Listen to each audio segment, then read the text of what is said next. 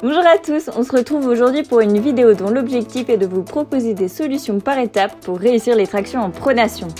Tout d'abord, je voulais remercier toutes les nouvelles personnes qui nous auront joints sur la chaîne. Ce n'est que le début de l'aventure. Si vous êtes nouveau ici, n'hésitez pas à regarder mes autres vidéos. Je suis plus motivée que jamais pour vous proposer de nouveaux contenus. Vous pouvez également me suivre sur Instagram pour davantage de conseils. Allez, c'est parti! Nous débutons désormais un échauffement ciblé pour les bras, le dos et les épaules.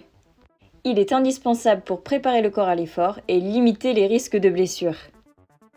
Il s'agit de réaliser chaque mouvement que je vous propose de la plus petite amplitude à la plus grande sur une trentaine de secondes.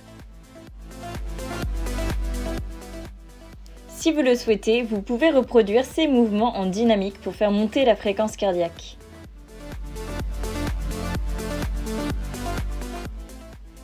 Pour finir, je réalise quelques étirements. Il sera important de se tenir droit pour réaliser les tractions et non le dos voûté. Et tous les jours, pensez à vous redresser pour tous les avantages que cela apporte. Pour la dernière étape de mon échauffement, je travaille les biceps avec un élastique. Si vous ne savez pas comment l'attacher sur la barre, regardez attentivement comment je fais.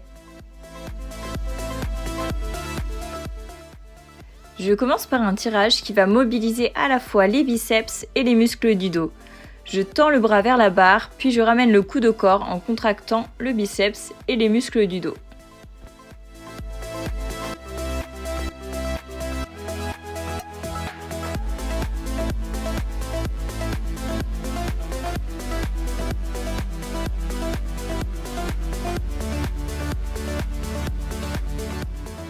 Pour en finir avec l'échauffement, je réalise un peu de tirage triceps.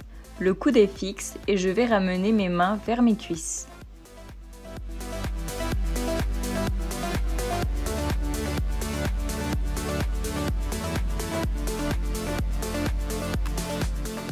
Mais Banou, quelle est la différence entre une traction en pronation et une traction en supination?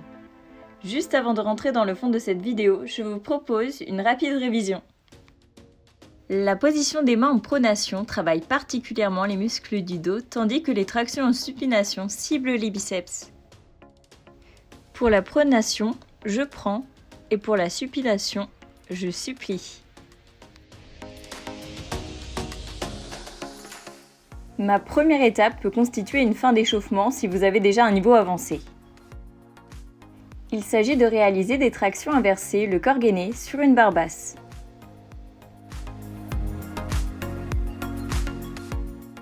Pour commencer, vous pouvez réaliser une dizaine de répétitions en supination.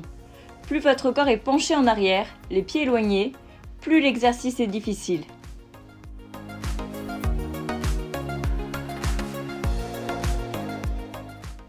Nous évoluons ensuite vers une prise en pronation.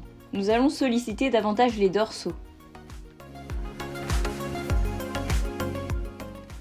Les tractions, de façon globale, sollicitent tout particulièrement les abdominaux.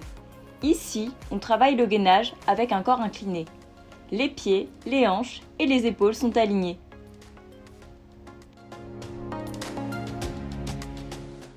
Allez, nous reprenons notre élastique pour réaliser des tractions. Il permet de soustraire une partie de mon poids pour rendre le mouvement plus simple. Pour vous installer, vous tenez la barre et placez une première jambe sur l'élastique. Vous croisez ensuite la seconde par-dessus la première. Vous pouvez atteindre cette étape dès vos premières séances.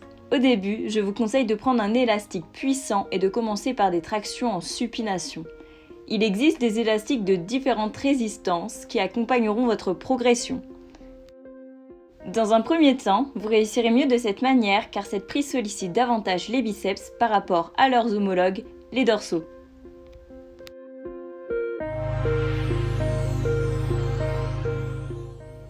Le corps est droit et gainé. Le mouvement commence les bras tendus, puis vous allez remonter en pliant les bras jusqu'à ce que votre menton soit au-dessus de la barre. Si vous vous en sentez capable, vous pouvez chercher à monter encore plus haut pour toucher la poitrine avec la barre.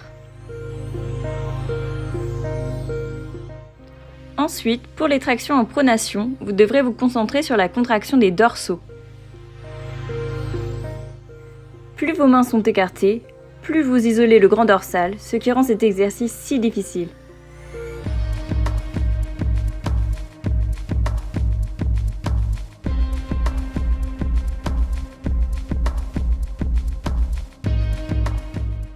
Pour ma troisième étape, je réalise plusieurs tractions avec 5 secondes de récupération entre chacune d'entre elles. Je développe ici ma poigne pour tenir la barre. Après le saut, cherchez à lutter le plus possible contre le balancement de votre corps. Vous pouvez également réaliser cet exercice sur une barre plus basse, ce qui vous aidera à monter plus facilement.